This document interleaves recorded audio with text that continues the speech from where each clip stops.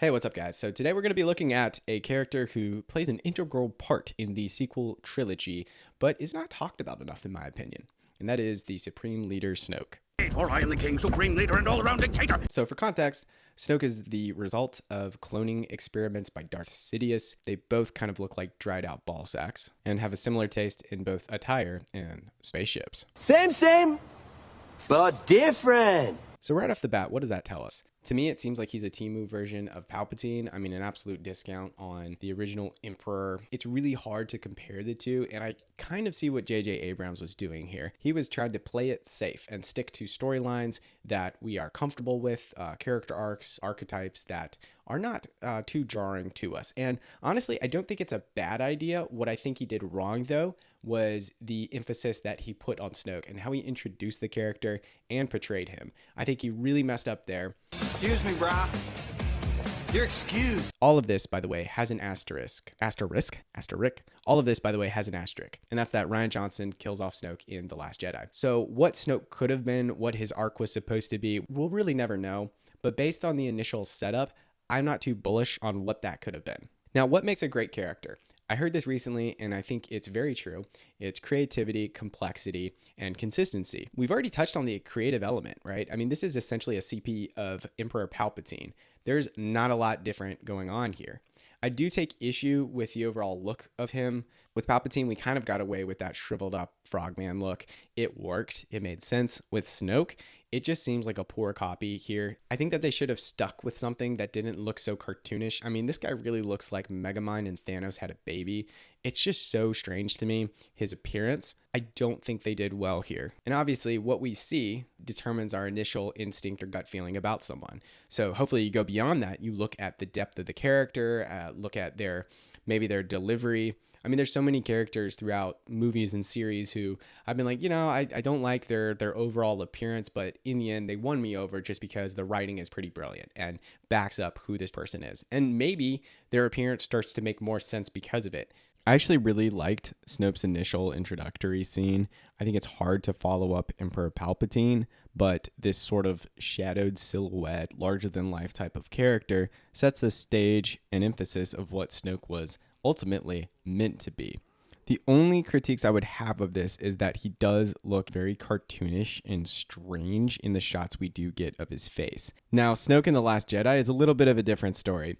It really took that cartooniness and just absolutely amplified it. However, the aura of his throne room kind of makes up for that because let's be honest, that dark, deep red in the background looks pretty sick with all the black silhouettes. I mean, the throne room itself as a setting is spectacular. And The Last Jedi did do a really great job with the cinematography for the most part. Let's not talk about the choreography because that's just its own mess. So what I think they should have done and how they could have corrected this is by having some kind of visualization of his power. So we did get this scene in The Last Jedi where we kind of get a glimpse of Snoke's power. He sort of tortures Rey and lifts her up into the air.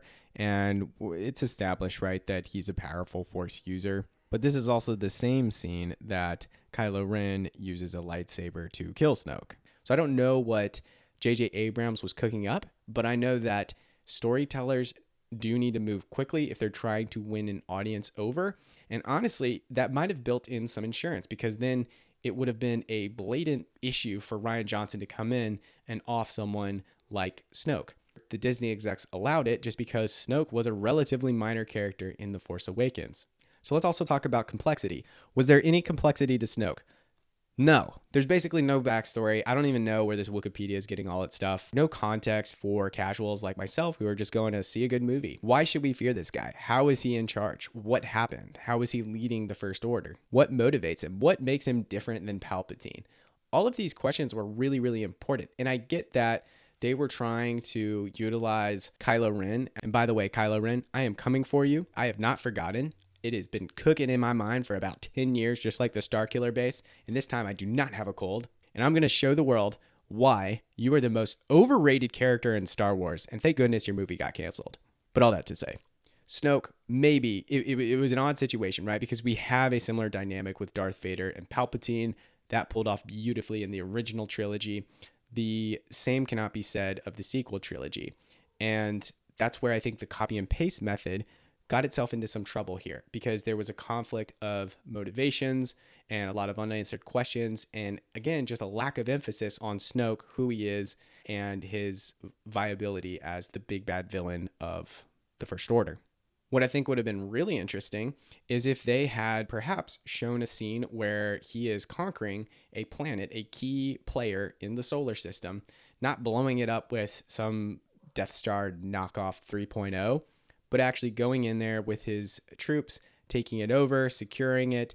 You can show the brutality, or maybe he's a little more lenient than the original Empire. Everything about him would send signals to us as the audience of who this guy is. It was a little bit awkward almost when Rian Johnson killed him off in The Last Jedi, because we're all kind of staring there like, is that it? Like, for reals? I mean, it was just such a strange moment. And that choice by Rian Johnson, by the way, oh gosh, I gotta make a video on him too. You about to cross some lines. Guys, Snoke is killed off, and it's just strange. It's very odd, and you're kind of looking at it like, oh gosh. And that led to the worst transgression in the history of the sequels, that being bringing Palpatine back. And, I mean, we can all agree that that was a massive mistake. I don't know who gave the green light for that. I don't know why J.J. Abrams thought that was okay, or why that would be exciting. It's tough to talk about, y'all. It's really tough. I'm getting a little emotional over here. I'm in a glass case of emotion. But was the complexity there? No, not at all. Consistency?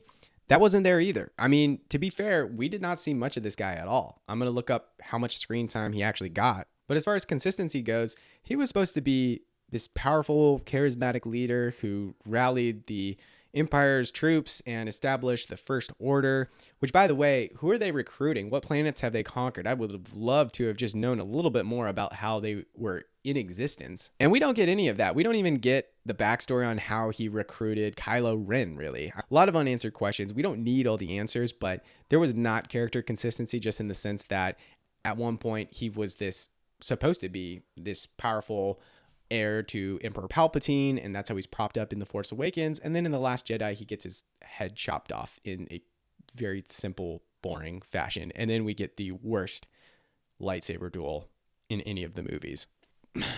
The Praetorian Guard fight is peak Disney lightsaber choreography. You don't believe me? Check this out.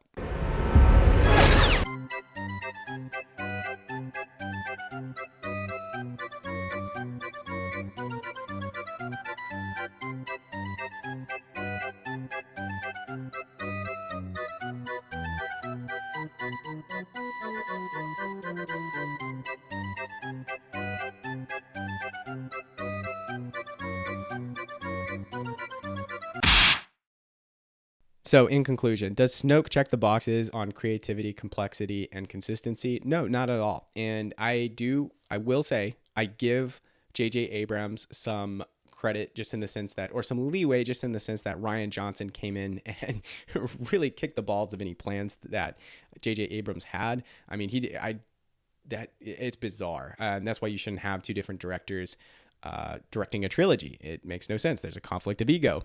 But based on what I was seeing in The Force Awakens, I don't think the setup was there. And I really have no faith in J.J. Abrams having delivered, even if he had gotten his full sequel trilogy. So Snoke indirectly did play a massive role in the sequel trilogy, not because of his screen time, but because of what he ultimately led to, or his death ultimately led to. And that was the return of Emperor Palpatine and the absolute irredeemable act that was, just bringing back the Emperor and destroying the legacy of the original trilogy. I am putting in my vote to decanonize the sequel trilogy. I think all true fans can acknowledge that this was a mistake. I did talk to one guy in 10 years who told me that he liked the sequel trilogy. That was a short conversation.